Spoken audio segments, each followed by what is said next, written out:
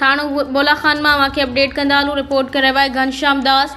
थाणो बोला खान जी यूसी सरी जो हाई स्कूल पारां जश्न आज़ादी जे सिलसिले में स्कूल में शानदार तकरीब कोठाई वई, जंहिंमें शागिर्दनि शागिर्दियाणियुनि उस्तादनि मुख़्तलिफ़ टेबलोज़ मिली नगमा ऐं तकरीरी मुक़ाबला पेश करे ख़ूब दाद वसूल कयो।